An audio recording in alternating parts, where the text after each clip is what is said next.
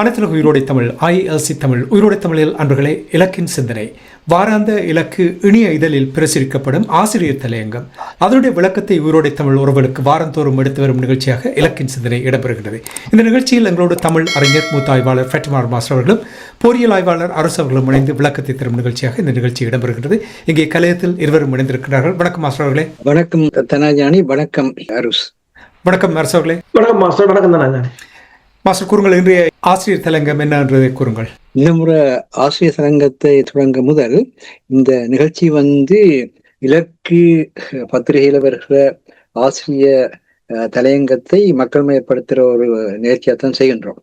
அந்த வகையில் தான் நாங்கள் ஆசிரியர் தலையங்கத்தை முன்னுக்கு தந்துவிட்டு பிறகு தொடர்ந்து அதை குறித்து பேசுகின்றோம் என்பதை தெரிவித்துக் கொண்டு, இந்த கடந்த வாரத்தில் ஆக்ஸ்போர்ட் மற்றும் கேம்பிரிட்ஜ் பல்கலைக்கழகங்களின் மாணவர் ஒன்றியத்தின் அழைப்பின் பேரில் நேரடி விவாதத்தில் கேள்வி கேட்கும் வகையில் இடம்பெற இருந்த ஸ்ரீலங்காவின் ஜாதிக பிரமுனையின் தலைவர்கள் ஒருவரும் ஸ்ரீலங்காவின் முன்னாள் அரசு தலைவர் மஹிந்த ராஜபக்சவின் மகனுமான நாமல் ராஜபக்சனுடனான விவாத அரங்கங்கள் தமிழர் ஒருங்கிணைப்பு குழுவின் பிரித்தானிய தமிழ் இளையோர் அமைப்பினர் ஐக்கிய ராஜ்யத்தின் பல்கலைக்கழகங்களில் உள்ள தமிழ் மாணவர் சங்கங்களின் கூட்டுடன் முன்னெடுத்த மதநுட்பம் மிகுந்த ஜனநாயக வழி எதிர்வினை ஆற்றல்கள் மூலம் கைவிடப்பட்டது. இதனை அண்மைக்கால ஈழத்தமிழர் திறமை மீளுறுதி போராட்ட வரலாற்றில் இமாலய சாதனையாக இலக்கு கருதி செயற்பட்ட இளையோர்களை பாராட்டுகிறது. இந்த நிகழ்வு ஒன்றல்ல 2 உலகின் முதன்மை பல்கலைக்கழகங்கள் தங்களின் மாணவர் ஒன்றியத்தால் ஒழுங்கு செய்யப்பட்ட விவாத அரங்க நிகழ்வுகளை கைவிட்ட வரலாறாக உலகில் பதிவாகியுள்ளது. இது இயலாது என்பதையும் இயலுமாக இளையோரும் மூத்தோரும் ஒன்றிணைந்த உயரிய எதிர்வினையால் மாற்ற முடியும் என்று நிரூபித்திருக்கின்றது. இந்நிகழ்வு ஈழத்தமிழ் அரசியல்வாதிகள் மற்றும் ஈழத்தமிழ் செயற்பாட்டாளர்களுக்கு ஈழத்தமிழர் மேலான எந்த அழுத்தத்தையும் கண்டு பிறக்க செயற்படாது வர கண்டு அதற்கான எதிர்வினையை மக்களின் ஒருமைப்பாட்டுடன் தேசியத்தின் மீதான உறுதியுடன் இறைமையின் உண்மைத்தன்மையை முன்னிறுத்தி ஜனநாயக போராட்டம் மூலம் முன்னெடுத்தால் ஈழத்தமிழ் இறைமையை பேண முடியும் என்கின்ற உண்மையையும் நம்பிக்கையும் அளித்துள்ளது. இந்நிகழ்வு கடந்த 17 ஆண்டுகளாக ஈழத்தமிழர்களால் யாராலும் பயன்தரக்கூடிய முறையில் அரசியலில் எதையும் செய்ய முடியாது இருக்கின்றது என்று இருந்து வந்த இறுக்கத்தன்மையை கட்டுரைத்திருக்கின்றது. விடாத உறுதியுடனான சிறிய முயற்சிகள் பெரிய சாதனைகளை வரலாற்றில் ஏற்படுத்தும் என்பதற்கு உதாரணமாக அமைந்த நிகழ்வு வாரத்தின் இறுதியில் லண்டனில் இடம்பெற்ற பிரித்தானியாவின் தமிழ் மொழி பண்பாட்டு மரபுரிமை மேம்பாட்டு கூட்டணியின் அதிதிறன் பெற்ற மாணவர்கள் மதிப்பளிப்பு விழாவில் கல்வியில் ஒரு பாடத்திட்டம் முன்னெடுக்கப்படும் வளமையே எந்த நாட்டிலும் உள்ளது. எனவே 22/5/1972 முதல் அரசற்ற தேச இனமாக உலகில் தேசம் கடந்துள்ள மக்களாக வாழ்ந்து கொண்டிருக்கும் ஈழத்தமிழர்கள் தமிழ் மொழி கல்வியை பன்முகப்படுத்தி தமிழர் ஒருங்கிணைப்பு குழுவின் மூலம் தேசிய தலைமையால் கட்டமைக்கப்பட்ட ஈழத்தமிழின் தேசிய கல்வியின் ஒருமைப்பட்ட சிந்தனை பள்ளி முறையை சீரழிக்க வேண்டாம் என்ற எச்சரிப்பு விடுக்கப்பட்டுள்ளது. கல்வி ஊடகம் என்பன சமகாலத்தில் அறிவூட்டல் வழி மக்களுக்கு சக்தி அளிக்கும் முக்கிய தளங்களாக உலகில் திகழ்கின்றன. இவற்றில் தேசம் கடந்துரை ஈழத்தமிழரிடம் ஒருமைப்பாடு இல்லை என்றால் மக்களுக்கு ஈழத்தமிழர்கள் வாழும் நாடுகளிலும் தாயகத்திலும் சக்தி அளித்தல் தடுமாற்றம் அடையும். இதனால் ஈழத்தமிழர் இளையோர் தங்களின் அடையாளத்தை தாய்மண்ணில் வரலாற்றிற்கு உட்பட்ட காலம் முதலாக இன்று வரை உள்ள தொன்மையின் தொடர்ச்சியான இறைமையின் அடிப்படையில் அறிந்து கொள்ள முடியாது தடுமாறுவார்கள். இது ஒரு மிக அடையாள இழப்பை ஏற்படுத்தக்கூடிய ஒன்றாக இருக்கும். அதே நேரத்திலே இறைமை என்பது ஒருமைப்பாட்டினை அடித்தளமாக கொண்டதால் ஒருமைப்பாட்டை யார் எங்கு பலவீனப்படுத்தினாலும் அவர்கள் இறைமை நீக்கத்துக்கும் தேசிய நீக்கத்துக்குமே கல்வியிலும் ஊடகத்திலும் பன்முனைவாக்கங்களை செய்பவர்களாக அறிந்தோ அறியாமலோ மாறுவார்கள். இன்று ஸ்ரீலங்காவின் தேசிய மக்கள் சக்தியின் பிரதமர் ஹரணி அமரசேகர அவர்கள் ஸ்ரீலங்காவுக்கான கல்வி சீர்திருத்தத்தை ஸ்ரீலங்காவிற்கான தேசிய தன்மையை தாயகத்தன்மையை தன்னாட்சி தன்மையை மேலும் முன்னுறுதி செய்யும் வகையில் முன்னெடுத்து வருகின்ற நேரத்தில் ஈழத்தமிழர்களின் தேசியத்தன்மையை தாயகத்தன்மையை தன்னாட்சி தன்மையை இறைமையின் இருப்பை ஒரே பாடத்திட்டத்தால் அறிவாக்க வேண்டிய பணியை ஈழத்தமிழர்கள் அனைத்துவர்களும் செய்வதன் மூலமே தமிழ் மொழி பண்பாடு மரபுரிமை மேம்படும் என்பது இலக்கில் எண்ணமாக உள்ளது. எனவே ஒரு பாடத்திட்டம் ஒரு ஊடக முறைமை என்பது சமகாலத்தின் கட்டாயமாகின்றது என்பதை இலக்கு வலியுறுத்தி கூற விரும்புகின்றது. அணுகுமுறையில் மாற்றங்கள் பெறலாம், ஆனால் இலக்கு ஒரு பாடத்திட்டத்தை ஒரு ஊடக கொள்கை கொண்டதாக அமைதலே காலத்தின் தேவையாகின்றது. இதனுடன் இணைந்ததாகவே ஸ்ரீலங்காவின் புதிய அரசியலமைப்பினை எவ்வாறு எதிர்கொள்வது என்கின்ற ஈழத்தமிழ் அரசியல்வாதிகளிடம் செயற்பாட்டாளர்களின் அணுகுமுறைகளையும் எடுத்து நோக்க வேண்டியிருக்கின்றது. ஒரு மக்களின் இறைமை 3 தளங்களில் மீளுறுதி செய்யப்படலாம். ஒன்று, அந்த மக்களின் வரலாற்று தாயகத்தில் அவர்கள் தொன்மையின் தொடர்ச்சியுமாக தேசிய இனமாக வாழ்வதை சான்றாதாரங்களுடன் நிரூபித்து ஐக்கிய நாடு சபையின் மக்கள் என்ற தகுதிக்கு தாங்கள் உரியவர்கள் என்ற உரிமை வழியாக ஐக்கிய நாடுகளின் அனைத்துலக சட்டங்கள் வழி உறுதி செய்வது. இதனை தமிழரசு கட்சி என்று 1949 முதல் 1975 வரையான ஈழத்தமிழ் அரசியல் கட்சியின் பரிணாமத்தில் காணலாம். அடுத்தது சட்டத்தின் மூலம் அனைத்துலக சட்டங்களுக்கு ஏற்ப தங்களின் இருப்பை முறைமையையும் உறுதி செய்வதன் வழி முழுறுதி செய்வது. இதனை அகில இலங்கை தமிழ் காங்கிரசின் 1945 முதல் இன்று வரையான வரலாற்று பரிணாமத்தில் காணலாம். இறுதியானது ஒரு மக்களிடம் தனது உயிரையும் பொருட்படுத்தாது தனது இறைமைக்காக போராடுவதன் மூலம் உரிமையை முழுறுதி செய்வது. இதனை 1978 முதல் 2009 வரையான ஈழத்தமிழரின் நடைமுறை அரசிலும் அதனை உறுதிப்படுத்திய ஈழத்தமிழரின் தேசிய விடுதலை போராட்டத்திலும் காணலாம். இன்று வரலாற்று வழியாக இறைமையை முழுறுதி செய்வதும் உயிரையும் பொருட்படுத்தாத முழுறுதி செய்வதும் ஈழத்தமிழரை பொறுத்தவரை உலக வல்லாண்மைகள், பிராந்திய மேலாண்மைகள், ஸ்ரீலங்காவின் ஈழத்தமிழர் அழிப்பு நோக்கிலான அரசியல் கொள்கைகள், கோட்பாடுகளை 1948 முதல் இன்று வரை அனைத்துலக சட்டங்களுக்கு ஏற்புடைய செயலாக வெளிப்படுத்தி ஈழத்தமிழின் தொன்மையின் தொடர்ச்சியுமான இறைமையை வரலாற்றுக்கு முற்பட்ட காலம் முதலாக இன்று வரை கொண்டிருந்தும் போர்த்துகேயரால் 1621 116 ஆண்டு முயற்சியின் பின்னரும் 37 ஆண்டுகள் உள்ளாந்தராலும் 1688 முதல் அவர்கள் ஆட்சி செய்து 138 ஆண்டுகள் உள்ளாந்தர் இறைமை வைத்திருந்தார்கள். போர்த்துகேயர் 37 ஆண்டுகள் 1621 1688 வரை வைத்திருந்தார்கள். பிரித்தானியரால் 186 ஆண்டு காலம் 1796 1948 மட்டும் இறைமை அவர்கள் வசம் இருந்தது. இந்த அரசியலால் கையெழுப்படுத்தப்பட்ட இறைமையில் அரசியல் விடுதலைக்காக போராடியவாறே மக்கள் வாழ்ந்து பிரித்தானியரால் காலனி தீர்க்கப்படாத பிரச்சனையாக சிங்கள பெரும்பான்மை ஒற்றையாட்சி பாராளுமன்ற முறைமையும் 1942 முதல் 72 வரை அரசியல் விடுதலைக்காக அந்த முறைமைக்குள் போராடி 1972 முதல் இன்று வரை 54 ஆண்டுகள் அரசற்ற தேசிய இனமாக ஸ்ரீலங்கா எனும் படைபல ஆக்கிரமிப்பு கொண்டு தங்களின் தாயகத்தை ஆக்கிரமித்து தங்களின் அரசியல் பணிவை இனங்காணக்கூடிய அச்சத்தை ஏற்படுத்துவதன் மூலம் பெறும் ஆக்கிரமிப்பு அரசிலிருந்து 1975 பாராளுமன்ற விலகலுடன் கூடிய தன்னாட்சி பிரகடனத்தின் மூலமும் 1976 ஆண்டு வட்டுக்கோட்டை தீர்மானமாக தங்களின் பிரிக்க இயலாத தன்னாட்சி அதிகாரத்தின் வழியாக தங்களுக்கான பாதுகாப்பான அமைதியுடன் கூடிய வளர்ச்சியை முன்னெடுக்க சிங்கள தேசத்துக்கும் உலகுக்கும் அறிவித்து அதனை 1977 தேர்தல் மூலம் குடியிருப்பு ஆணையாக வெளிப்படுத்திய வரலாற்று பின்னணியில் 78 முதல் 2009 வரை நடைமுறை அரசில் அதனை உறுதிப்படுத்தி அதற்கான அனைத்து அங்கீகாரத்தை நோக்கி பயணித்துக் கொண்டிருந்த நிலையில் 2009 ஸ்ரீலங்காவின் முள்ளிவாய்க்கால் அங்கீகாரத்தை நோக்கி பயணித்துக் கொண்டிருந்த ஈழத்தமிழ் நடைமுறை அரசை முள்ளிவாய்க்காலில் 1,45,000 ஈழத்தமிழர்களை தேசமாகவே இனப்படுகொலைக்குள்ளாக்கியதன் மூலமாகவும் நடைமுறை அரசின் உட்கட்டுமானங்கள் அனைத்தையும் ஸ்ரீலங்காவின் இணைத்துழைப்பால் சேர்க்கப்பட்டதாலும் இன்று வரை 17 ஆண்டுகள் ஸ்ரீலங்காவின் பண்பாட்டு நிலப்புடன் கூடிய நில ஆக்கிரமிப்பாலும் தேசிய நீக்கத்தாலும் இறைமை நீக்கத்தாலும் இன்று சொந்த தாயகத்திலே அடிமைப்படுத்தப்பட்டு வருகின்றனர்.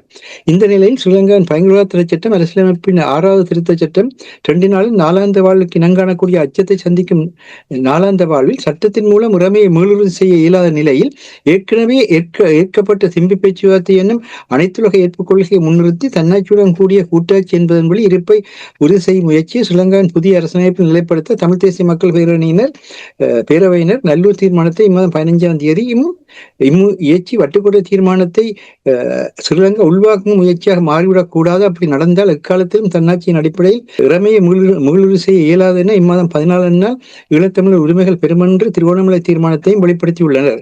இந்நிலையில் இருதரப்பினர் நேரடியான விவாத அரங்குகளை அமைப்பதன் மூலமாகவே யதார்த்த அரசியலையும் இலக்கிய உறுதிப்பாட்டையும் எவ்வாறு போட்டியிடுதல் ஒத்துழைப்பு என்னும் முறைமைகளில் மக்களுக்கும் மண்ணுக்கும் பயனுடையதாக மாற்றலாம் என்பதே இலக்கின் நிவார கருத்தாக உள்ளது. ஜெர்மனியின் சான்சலர் மேர்ஸ் அவர்களும் சீன பிரதமர் ஜி அவர்களும் போட்டியிடுதல் ஒத்துழைப்பு இணைந்ததாகவே இன்றைய உலகின் சமூக பொருளாதார அரசியல் வளர்ச்சியில் தொடர்பு என கூறியிருப்பதை கவனத்தில் கொண்டு பகைமைகளை வளர்க்காது பகைமை நீக்கமே அரசியல் தலைமைக்கான சிறப்பான வழி என்பதை தெரிந்து செயல்பட வேண்டும் என்பதை இலக்கின் எண்ணமாக இருக்கின்றது.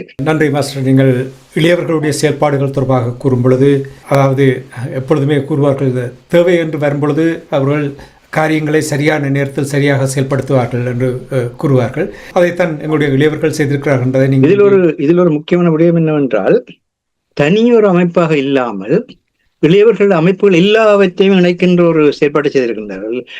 இங்கு பிரித்தானிய பல்கலைக்கழகங்கள் இருக்கின்ற அனைத்து தமிழ்ச்சங்கங்களை இணைக்கின்ற ஒரு செயற்பாட்டினூடாக அது நடைபெற்றிருக்கிறது. அதே நேரத்திலே இப்ப நாங்கள் ஒரு விடயத்தை மாற்ற வேண்டும் என்றால் அந்த விடயத்துக்கு மேல் தாக்கத்தை ஏற்படுத்தினால் மட்டும்தான் மாற்றலாம், இல்லை என்றால் மாற்ற முடியாது.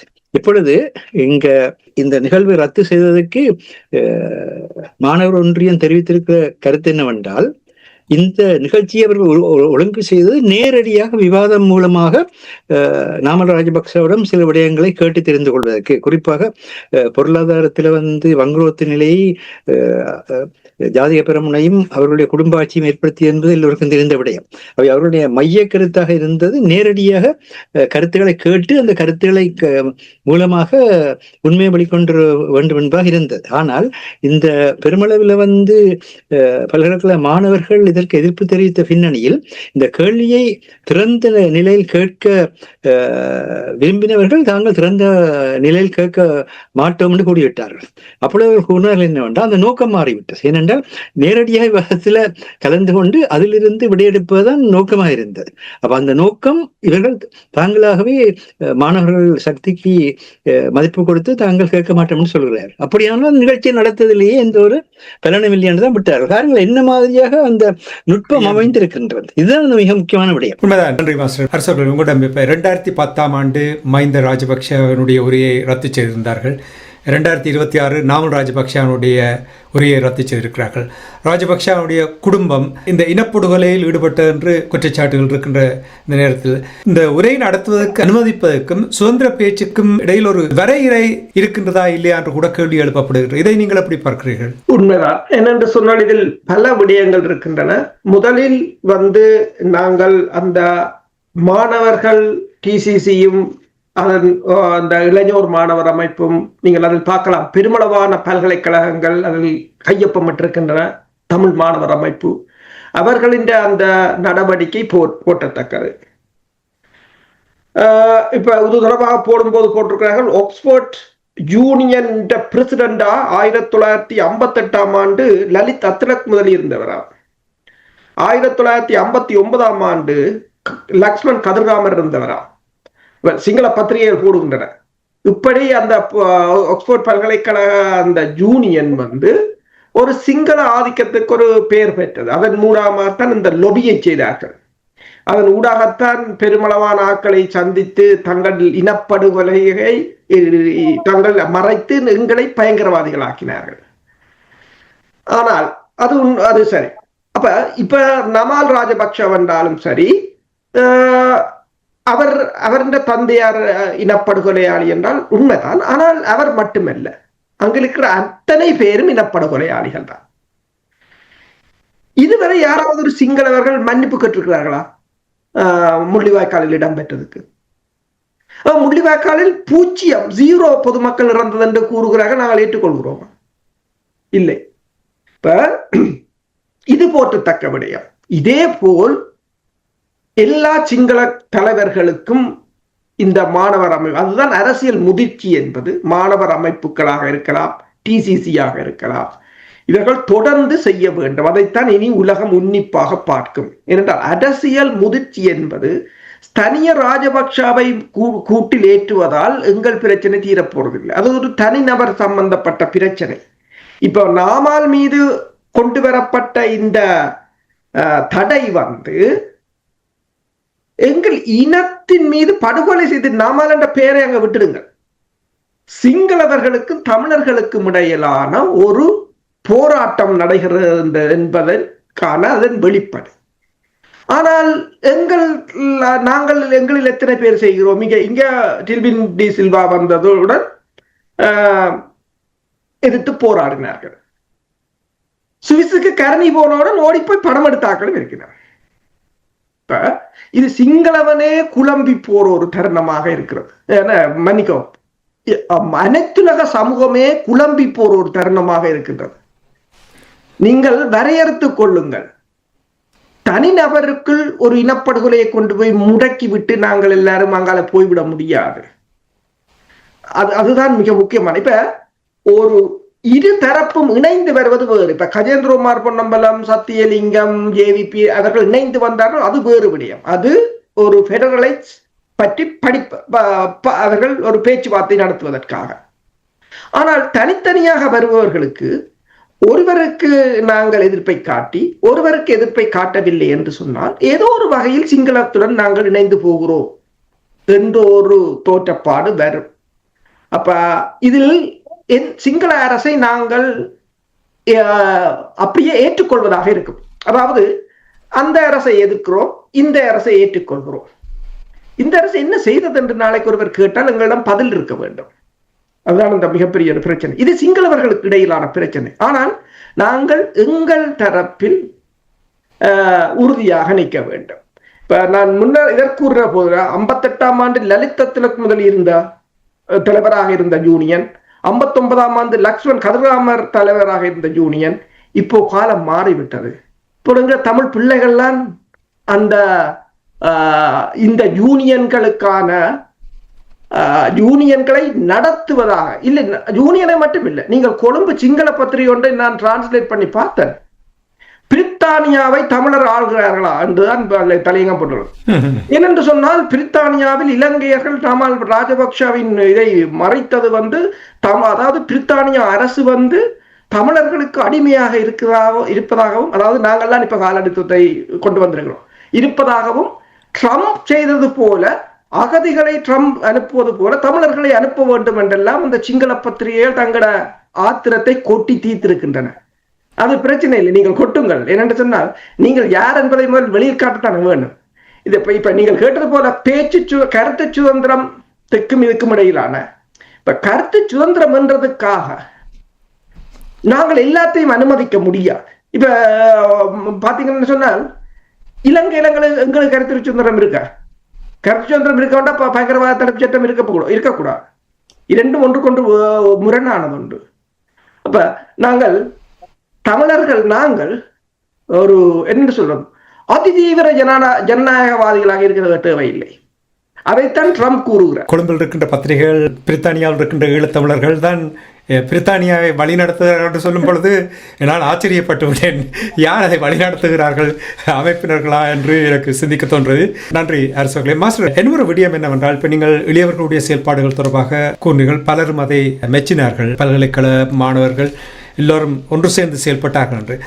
இப்போ அரசவர்கள் கூறும்பொழுது முன்னைய அந்த ஆக்ஸ்போர்ட் பல்கலைக்கழகத்தினுடைய தலைவர்களாக இருந்த சிங்களவர்களை பற்றி இங்கே கூறும்பொழுது, அவருடைய ஆதிக்கம் செலுத்துவதை கூறும்பொழுது, நாமல் ராஜபக்ஷ அவனுடைய ஆளுமை தொடர்பாக கூட கேள்விகள் எழுப்பியிருந்தார்கள் பலர். அவருடைய பரீட்சை எழுதுவது கூட தனி அறையிலிருந்து புத்தகத்தை வைத்து எழுதினார் என்றெல்லாம் கூறினார்கள். அது ஒரு பக்கத்தில் இருக்கட்டும். ஆனால் ஒன்று கூறுகிறார்கள், இப்போ என்றால் மண்ணிலும் கூறுகிறார்கள், இங்கே சமூக வலைத்தளங்களும் கூறுகிறார்கள் என்னவென்று சொன்னால், ஒரு தேவையில்லாதவர் ஒருவரை நாங்கள் பெரிதுபடுத்தி அவரை பிரபலப்படுத்துவதாக இதை பார்க்கப்படுகின்ற என்று கூறுகிறார்கள். இதை நீங்கள் எப்படி பார்க்க? இல்லை, இது ஒரு அரசியல் முறைமையினுடைய பிரதிநிதிகளாக இருக்கின்றார்கள். ஒரு அரசியல் முறைமை, அதாவது ரெண்டு விஷயத்திலே, ஒரு விஷயத்துல நாட்டில பொருளாதாரத்தை வங்குரோத்திலே கொண்டு வந்த அரசியல் முறைமை, அதுக்கும் அவர்கள் தான் பிரதிநிதியா இருக்கின்றார்கள் கூட்டுமொத்தமாக. அடுத்தது ஒரு இன அழிப்பை நடாத்திய பின்னணியிலே இருக்கிறார். இது ரெண்டும் சர்வதேச சட்டங்களுக்கு பதில் சொல்ல வேண்டிய விடயங்கள். அப்ப இது சம்பந்தமா பதில் சொல்ற அந்த விடயத்துல என்ன பிரச்சனை நடக்குதுன்னு சொன்னா, இந்த பிரித்தானியாவில் ஒரு பொதுவான சட்ட முறைமை இருக்கிறது. எந்த ஒரு நாட்டிலும் இன அழிப்போ அல்லது இனப்படுகொலையோ செய்தவர்களை அழைக்கக்கூடாதுன்ற ஒரு மரபு இருக்கிறது. அந்த மரபு மீறப்பட்டது. அங்க சொன்னார்கள், அதான் முதல் பிரச்சனை. இப்ப நீங்கள் மரபை மீறி கூப்பிடுற, எப்படி கூப்பிடுறீர்கள்? உங்களை மரபங்க போயிட்டுது. இந்த ஐக்கிய நாடு சபையே சொல்லி இருக்குது. ஐக்கிய நாடு சபையினுடைய மனித உரிமைகள் ஆணைக்குழு இந்த சந்தேகத்தை எழுப்பி இருக்குது. அப்ப அப்படியான ஒரு சூழல்ல இதை நாங்கள் ஒரு தனி மனிதனுக்கு மேலே ஏற்படுத்தப்பட்ட ஒரு ஒன்றாகவோ இல்லை கருத்து சுதந்திரத்துக்கு எதிராக முன்வைக்கப்பட்டு ஒன்றாக பார்க்கக்கூடாது. அதுக்கு மேலாக ஒரு பிழையான முறைமை நடக்காதபடி தடை செய்யப்பட்டிருக்கிறது. அப்படித்தான் நீங்கள் எங்களுடைய விஷயத்துல பிழையான முறைமையை நடத்துகின்ற உண்மையையும் இந்த தமிழ் இளையோர்தான் வெளிப்படுத்த வேண்டும். என்றால் அந்த முறைமை தான் பிரச்சனை. முறைமை மாறாமைக்கு தனி மனிதனாக யாராலும் எதுவுமே செய்ய முடியாது.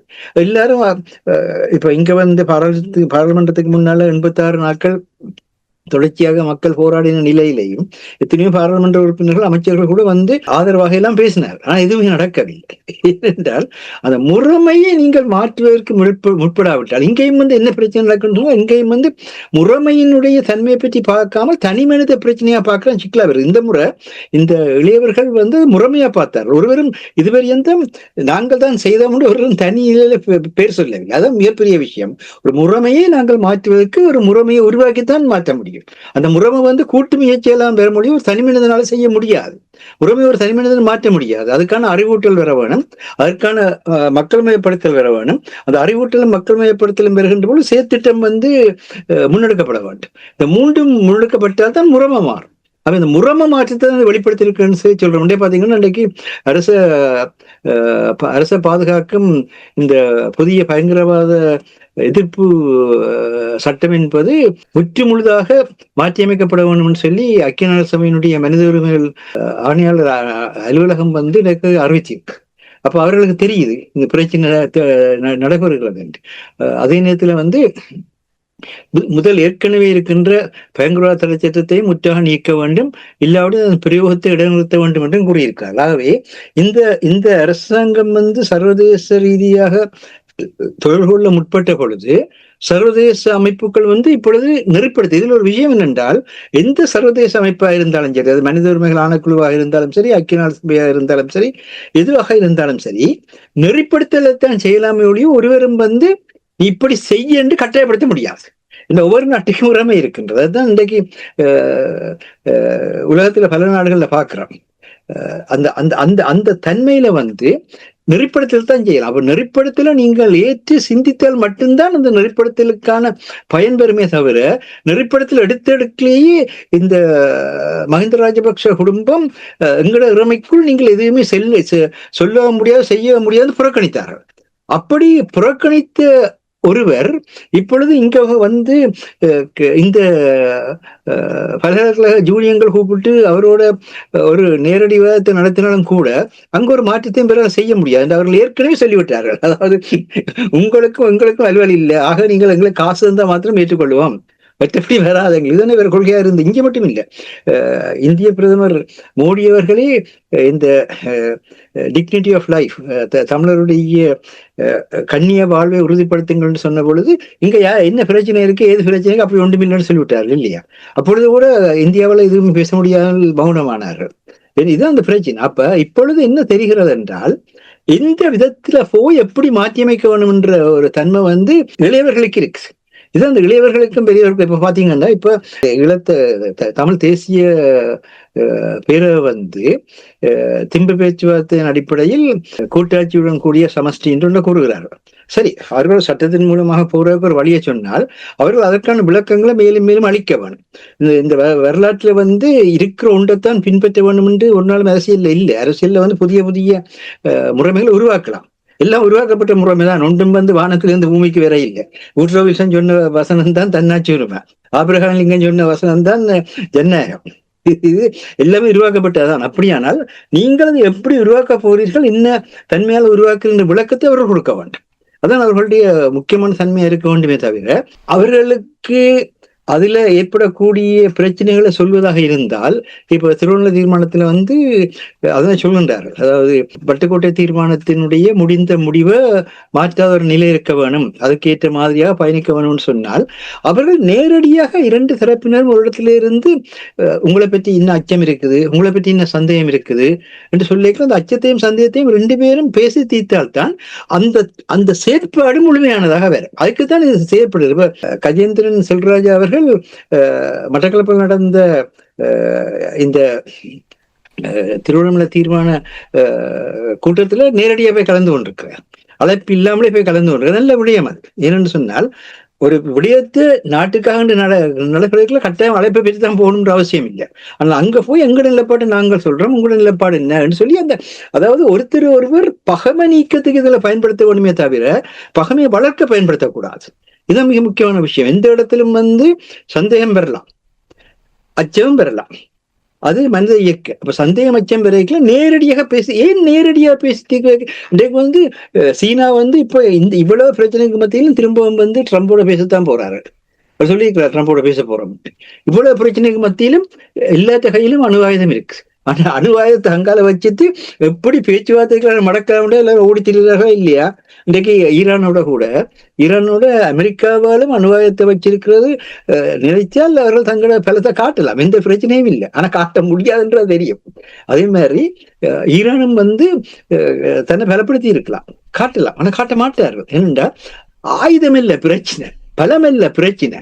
ஒருவர் புரிந்து கொள்ள வேண்டும், விடயத்தை விளங்கிக் கொள்ள வேண்டும். அந்த விடயத்துக்கு எப்படி ஒரு இருதரப்பும் ஏற்றுக்கொள்ற ஒரு பொதுநிலையை உருவாக்க வேண்டும் என்றால் மக்களுக்கான உண்டாக, உலகத்துக்கான உண்டாக வரும். அந்த வகையில தான் நீங்க ஆட்கள் பயக்காதீங்க. ஒரு காலம் இது என்ன பேசினாலும் என்ன இந்த ஊடகத்துல கூட பலமுறை பார்த்திருக்கிறோம். பலர் பலர் கருத்துல கூறுவார். நேர அவர்களுடன் பேசுங்க, நேர வாதங்களை அமைத்துக் கொள்ளுங்க. அப்படி செய்வதன் மூலம் தான், அதுதான் வள்ளுவர் ஒரு அழகான குரல்ல சொன்னார், பேதமை என்றோ பெருங்கிழமை என்று நூதற்கு நட்டார் செய்யும். எல்லாரும் உண்டா பழைய. நீங்கள் இன்றைக்கு அனைத்து உலகத்திலும் தேசிய விடுதலை போராட்டம் நடந்த காலத்துல உண்டாக அண்ணன் தம்பியாக பல இனவர்கள் தான் இன்றைக்கு பிரிந்து நிற்கின்றார்கள் என்பது எல்லாருக்கும் தெரிந்த விடயம். அப்படியான ஒன்று ஏன் வந்தது என்பதுதான் வள்ளுவர் சொல்கின்றார், பேதமை அன்றோ பெருங்கிழமை என்று நோதற்கு நட்டார் செய்யின். அதாவது ஒன்றில் அறியாம எடுத்துக்கொள், இல்லாட்டி மிக்க உரிமை என்று எடுத்துக்கொள். அப்படி வரும். மிக்க உரிமையாக பெறலாம், அறியாமை. அப்போ அதை பேசுனீங்கள்டா தான் மிக்க உரிமைண்டா அது பரவாயில்லடாப்பா, இனி இப்படி செய்யாத. அறியாமண்டா இந்த அறிவு, இனி நீ செய்யாது. இப்படி போகணுமே தவிர எங்களுக்குள்ள ஒருத்தர் கடிபட்டு எந்த நேரம் ஜிஜி பொன்னம்பலம் என்ன தனிப்பட்ட முறையில சந்திக்க சொன்னவர். நான் என்னத்துக்காக தமிழர் நாச்சாதி என்று பேசுனான் என்று சொன்னா, நாய்கள் எலும்பு துண்டு கடிபடுற மாதிரி நாங்கள் கடிபட்டு கொண்டு நிற்போம். வேறு ஆட்கள் எல்லாத்தையும் இலையில கிடந்ததையும் எல்லாத்தையும் அக்கிலாக இருந்த கூட எல்லாத்தையும் கொண்டு உணப்பாடு நாங்கள் வெறுமிலையை பார்த்து 2 பேரும் வெறுங்கையோட திரும்பி போக சொன்னார். அதனால நாச்சாதி என்று பேசுறோம் அவர் சொன்னது. அதுதான், நீங்கள் ஏன் தனி மனிதர்கள் சண்டை பிடிக்கிறீங்க? என்ன பிரச்சனை உங்களுக்கு? அப்படி நீங்கள் பதவிக்காக சண்டை பிடிக்க தேர்தல் நேரத்தில் சண்டை பிடிங்க, அது பிரச்சனை இல்லை. தேர்தல் வரைக்கும் எல்லா நாட்டிலும் தேர்தலுக்காக சண்டை பிடிக்கிற வழக்கம் இருக்கு. தேர்தல் நேரத்தில் உள்ள பொய்யெல்லாம் சொல்லுவீங்கன்றது எல்லாருக்கும் தெரியும். அது எல்லா நாட்டிலும் இருக்கிற விஷயம். ஆனா சாதாரண நேரத்துல நாட்டுற தேச நிர்மாணத்துல ஒவ்வொருவரும் அங்க ஏழை பணக்காரன்ற ஒரு நிலை இல்லை, படிச்சவன் படிக்காதவன்ற நிலை இல்லை, தெருவில் இருக்கிறவன் வீட்டுல இருக்கிறவன்ற நிலை இல்லை. அந்த மண்ணில் வாழ்ற அத்தனை பேருக்கும் அந்த மண் சொந்தம், அத்தனை பேருக்கும் அந்த முறைமைக்குள்ள அவர்கள் பயணிக்க வேண்டிய தேவை இருக்கு. ஒவ்வொருவருடைய கருத்தையும் நீங்க மதிக்க வேணும், ஒவ்வொருவருடைய சொல்லையும் நீங்கள் கேட்க வேணும். கேட்டு நடந்தீங்கள்டா தான் அது ஒரு தேச நிர்மாணமாக அமையும் என்பதை தான் நாங்கள் சுட்டி காட்டுகிறோம். நன்றி வாசன். நீங்கள் கூறியதற்கு உலக அரசியலில், பூகோள அரசியலிலே உதாரணத்தை நாங்கள் பார்க்கலாம். உங்களுக்கு தெரியும், சீனா தொடர்பாக எல்லா நாடுகளும் விமர்சனங்களை முன்வைத்தார்கள். இப்பொழுது வரிசையில் நிற்கின்றார்கள். கானி அவர்கள் சென்றார், அதன் பின்னர் ஸ்டாமர் அவர்கள் சென்றார், இப்பொழுது ஜெர்மனியுடைய சான்சலர் ஃபெட்ரிக் மெர்ஸ் அவர்கள் சென்றிருக்கின்றார். பாருங்கள், இவர்கள் எல்லாம் 5-6 ஆண்டுகளுக்கு முன்னதாக சீனாவை எப்படியெல்லாம் வர்ணித்தார்கள், ஒட்டு கேட்கிறார்கள், ஊடுருவுகிறார்கள், மனித உரிமை மீறல்கள் தொடர்பாக ஒவ்வளவு கதைகளை கூறினார்கள். இப்பொழுது எல்லோரும் வரிசையில் நிற்கிறார்கள். இதுதான் அவர்கள் அதை பொருட்படுத்தாமல் என்ன விடயத்தை பேசணும் அதை பேசுகிறார்கள். இப்படி சொன்ன, அப்படி சொன்ன, அண்டைக்கு சொன்ன, இன்றைக்கு சொன்ன, நேற்று சொன்ன, முன்னாள் சொன்ன என்ற கதை இல்லை. நாங்கள் ஒரு விடயத்தை தொடங்க முதலே நேற்றுக்கு அப்படி நடந்தது, முன்னாள் இப்படி நடந்தது, இது நடந்தது, இதுதான் பேசுறோம். என்ன உண்மை?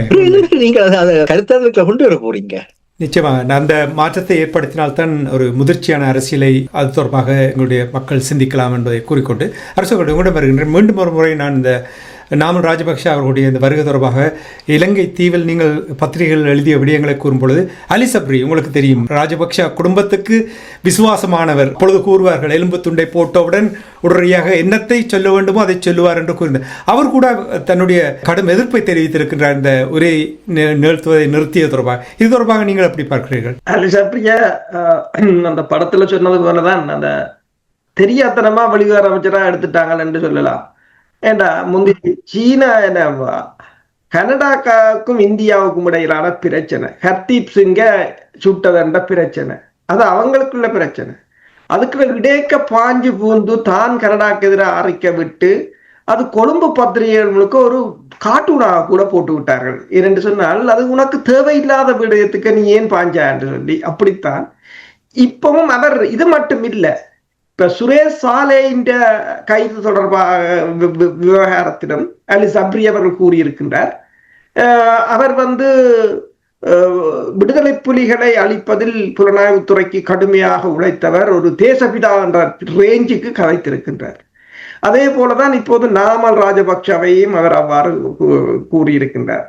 அவர்களுக்கு மீண்டும் தங்கள் ஆட்சி வர வேண்டும், தங்கள் சுபோக வாழ்க்கைகள் வர வேண்டும், தாங்கள் தான் இலங்கைக்கு முடிசூடா மன்னர்கள் என்று இருக்க வேண்டும் என்ற ஒரு என்னென்று சொல்றது ஒரு விசுவாசம், அந்த சிங்கள தேசத்துக்கான ஒரு விசுவாசமாக அவர்கள் இருக்கிறார்கள். இதற்கு மேல் அவர்களை பற்றி எதுவும் கூற முடியாது. ஆனால்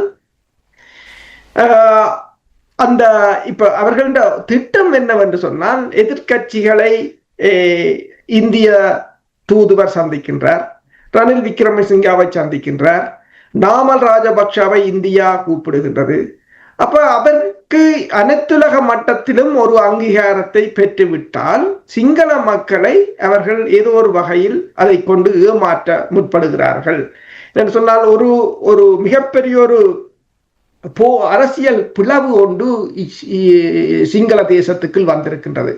ஒரு தரப்பு அனுராவோடும் ஒரு தரப்பு தற்போதைய அரசுக்கு எதிராகவும் மாறி நிற்கின்றது. அதை நீங்கள் சிங்கள பத்திரிகைகளில் பார்க்கும் போது தெளிவாக பார்க்கலாம். எனவேதான் இப்ப நாங்கள் முதல் இங்கு கூறினது போல, நண்பனை நண்பனை கிட்ட வைத்துக்கொள், எதிரியை இன்னும் அருகில் வைத்துக்கொள் என்று கூறியது போல, இந்த தற்போதைய அரசுக்கு யார் பிரச்சனையாக இருக்க போகிறார்கள் என்பதை அறிந்துதான் அவர்கள் சுரேஷ் சாலையை தூக்கி இருக்கிறார்கள். நாமல் ராஜபக்ஷவின் மீதும் இப்போது தற்போதைய அரசு ஒரு மிகவும் அவதானமாகத்தான் பார்த்து கொண்டிருக்கின்றது. அப்ப நாமல் ராஜபக்ஷவும் அவருடைய தாயும் அழைக்கப்பட்ட பிற்பாடு அவருக்கு இந்தியா மட்டும் முக்கியத்துவம் கொடுக்காமல் அவரை பிரித்தானியாவில் இருக்கின்ற ஆக்ஸ்போர்ட் பல்கலைக்கழகங்கள், கேம்பிரிட்ஜ் பல்கலைக்கழகங்களில் பேசுவதால் அவருக்கு ஒரு அனைத்துலக ரெகக்னிஷனை கொடுத்து அதன் ஊடாக அவரை தக்க வைப்பதற்கான முயற்சி. ஏனென்றால் ரணில் விக்ரமசிங்க மீது ஏற்கனவே வழக்கு போடப்பட்டிருக்கிறது. அதுக்குள்ள நீங்கள் பார்த்தீங்கன்னு சொன்னால், மன்னர் சார்ல்ஸுடன் நாமால் கை கொடுத்து கொண்டு நிற்கிறது போன்ற படங்கள் வந்திருந்தது. பிறகுதான் நாமல் தனது தளத்தில் போட்டிருக்கிறார் அது போலியான படங்கள் என்று சொல்லி. அந்த ரேஞ்சுக்கு இப்போது மிகப்பெரிய பிரச்சாரங்கள் இரு தரப்பிலும் ஒரு கடும் பிரச்சாரங்கள் மேற்கொள்ளப்படுகின்றன. இது உண்மையில் சிங்களத்துக்கு இடையில் பெரும் பிளவுகள் ஏற்பட்டிருக்கின்றது என்பதைத்தான் காட்டுகிறது. நன்றி ரசகுலே. மாஸ்டர், நீங்கள் உரையாடும் பொழுது நீங்கள் கூறினீர்கள், இந்த புதிய பயங்கரவாத தடைச்சட்டம் தொடர்பாக கூறும் பொழுது அதை கூட பலர் பலவிதமாக பேசுகிறார்கள். புதுசும் வேண்டாம் பழசும் வேண்டாம் என்று சிங்களவர்களே இப்பொழுது குரல் கொடுக்கின்றார்கள் என்று கூறும் பொழுது, இப்போ நீங்கள் இந்த புலம்பெயர்ந்த நாடுகளில் எங்களுடைய ஈழத்து இளைஞர்கள் எப்படி இந்த ஆக்ஸ்போர்ட் கேம்பிரிட்ஜ் உரையை நிறுத்தினார்களோ அவ்வாறு மண்ணில் எங்களுடைய இளையவர்கள் ஒரு புதிய வழிமுறையினூடாக இதை தடுத்து நிறுத்துவதற்கு முயற்சி எடுக்க வேண்டும் என்று கூறுகிறார்கள். நீங்கள் இதை எப்படி பார்க்க? அதாவது பழைய 1979ஆம் ஆண்டிலிருந்து தொடர்ந்து கொண்டிருக்கின்ற பயங்கரவாத தடை சட்டம் என்றாலும் சரி, அல்லது இப்பொழுது கொண்டுவரப்பட இருக்கின்ற பயங்கரவாத எதிர்ப்பு சட்டம் என்றாலும் சரி, அங்க தடை இங்கே எதிர்ப்பு அவ்வளோ வித்தியாசம். அங்க தடை என்றது ஒரே அடியா கொடுத்து வச்சு விடுறது. இங்க எதிர்ப்புன்றது கருத்தளவிலேயே யாராவது சொன்னாலும் கூட அது எதிர்ப்புன்றதுல வந்துடும். அப்ப அதுதான் எல்லாரும் சொல்லுன்றாரு. ஆகவே அதே நேரத்துல உலகெங்கும் இந்த மாதிரி ஒவ்வொரு அரசாங்கம் ஒரு விதமான பயங்கரவாதத்துக்கு எதிரான ஒரு வலைப்பின்னலை உருவாக்குறது எல்லா அரசாங்கங்களும் பலமையாகவும் இருக்கிறது. ஆனால் இப்ப இங்க இருக்கிற கேள்வி என்னென்றால், இலங்கையில பயங்கரவாத பிரச்சனை என்று நீங்கள் சொல்றது இரு இனங்களை நீங்கள் பிரிச்சு வச்சு கொண்டு நடத்துகிற நாடகமா தான் இருக்குது. அந்த ரெண்டு இனங்களையும் நீங்கள் என்னத்துக்காக அந்த இனங்களுக்கிடையில முரண்பாடு ஏற்படுகிறது அடிப்படையில ஒன்றும் இல்லை. இது எங்கள் நிலம் என்று சொல்லி தமிழர்கள் தங்கள் நிலத்துல வாழ்றதும் மீதி நிலத்துல சிங்களர்கள் வாழ்றதுமான ஒரு சாதாரண தீர்வு. இலங்கை பிரச்சனைக்கான தீர்வு பெரிய தீர்வு இல்லை. என்னன்னு சொன்னா வரலாற்றிலே இருந்து வந்த தீர்வு. தமிழர்கள் தங்களுடைய தாயகத்தில் தாங்கள் வாழ்ந்து கொண்டு தங்களுக்கான வாழ்வை கட்டமைச்சு கொண்டு போகலாம். சிங்களவர்கள் தங்களுடைய பகுதியில தாங்கள் தாயத்துல வாழ்ந்து கொண்டு தங்களுக்கான வாழ்வை கட்டமைச்சு கொண்டு போகலாம். எங்களோட வாழ்ற முஸ்லிம் சகோதரர்களுக்கும் எங்களோட வாழ்கிற மலிய மக்களுக்கும் அவர்களுக்குரிய சகல அரசியல் உரிமையும் கொடுத்து அவர்களும் நாட்டினுடைய குடிகள் என்ற அந்த உரிமையோடு அவர்கள் வாழ்வதற்கான சகல தர்மையும் தோற்றிக்கணும். இவ்வளவுதான் பிரச்சனை. இதுல என்ன இருக்கு சீக்கிரம் இதை நீங்கள் தீர்த்தீங்கன்னா ஒரு பயங்கரவாத பிரச்சனை உங்களுக்கு தேவையில்லை. நீங்கள் மக்களுடைய பிரச்சனையை சரியான முறையில தீர்க்காத மட்டும் மக்களை அச்சப்படுத்துறதுக்கு ஏதோ ஒரு சட்டத்தை கொண்டு வந்து கொண்டே இருக்க வேணும். ஏன் ஒரு அரசுக்கு எதிராக மக்கள் எதிர்வினை செய்கிறார்? அதை பார்க்கின்ற பொழுதுதான் அந்த எதிர்வினையை நீங்க நிப்பாட்டிங்கள் தான் பயங்கரவாத தடை சட்டம் நிற்கும். இன்றைக்கு அமெரிக்கால இவ்வளவு பெரிய இறுக்கமான சட்டங்கள் இருந்தும் கூட அமெரிக்கால இவ்வளவு சட்டவிரோதமான செயல்கள் நடந்து கொண்டிருக்கின்றது என்பது எல்லாருக்கும் தெரியும். சட்டங்கள் ஒன்றும் செய்ய முடியாது. சட்டங்களால எதுவுமே செய்ய முடியாது. மக்கள் ஒருத்தர் ஏற்றுக்கொள்றது, மக்கள் புரிந்து கொள்றதும், மக்கள் மதிக்கிறதுமான ஒரு தன்மைக்கெல்லாம் செய்யணும். பாத்தீங்கன்னா சார், அதுக்காகத்தான் நான் ஏற்கனவே சொன்னது என்னன்னு சொன்னா, எல்லா நாட்டிலையும் ஒரு பாடத்திட்டம் தான் இருக்கு. எல்லா நாட்டிலும் கிண்டர் கார்டன்ல இருந்து A-level மட்டும் இருக்கிற பாடத்திட்டம், கரிக்குலத்துல ஒரு பாடத்திட்டம் தான் அரசாங்கத்தில் அங்கீகாரத்தோடு செயற்பட்டு கொண்டிருக்கோம். அதுல நீங்கள் அணுகுமுறையில புதிய புத்தகங்களை அறிமுகம் செய்யலாம், கொள்ளலாம், கொடுக்கலாம். ஆனா எக்ஸாம் போயக்கல அந்த நாட்டில இருக்கிற பாடத்திட்ட முறைமையை மீறி நீங்கள் ஒண்ணுமே செய்ய முடியாது. அது எல்லா நாளிலும் இருக்கிற தன்மை. அப்ப பாடத்திட்டத்துல கல்வி அரசியல் இல்லை. கல்வி ஒரு சிந்தனை பள்ளியை வளர்த்தெடுக்கிற ஒரு தளம்.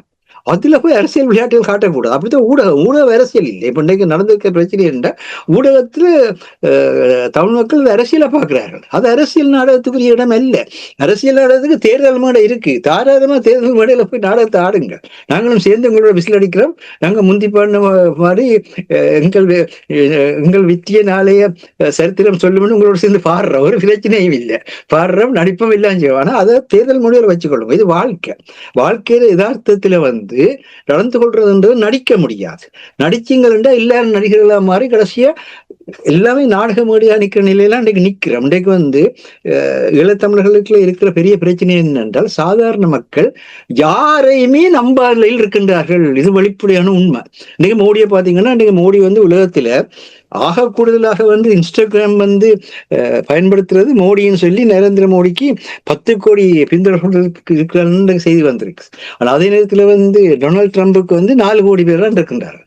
அப்ப ஒன்று, இந்திய மக்கள் தொகையில கூடின நாடுன்றது உண்டு, அது வேறபடியா. ஆனா மோடி என்ன செய்கிறார், எப்படியோ அந்த மக்களோட தொடர்பு கொள்ள வேணும்னு சொல்லி ஏதோ ஒரு முறைமைக்குள்ள போய் வார. ஆனால் எங்கட தலைவர்கள் இத்தனை பேர் மக்களோட நேரடியா தொடர்பு கொள்ற முறையில வச்சிருக்கிறீங்க. யார் அரசியல் தலைவர்கள் இருக்கிறவர்கள், செயற்பாட்டாளர் இருக்கிறவர்கள், அமைப்புகள் இருக்கிறவர்கள், நீங்கள் நேரடியாக மக்கள் உங்களோட தொடர்பு கொள்வதற்கான இத்தனை பரப்புரைக்கு வச்சிருக்கீங்க எல்லாரும். அது வேற விடயம்.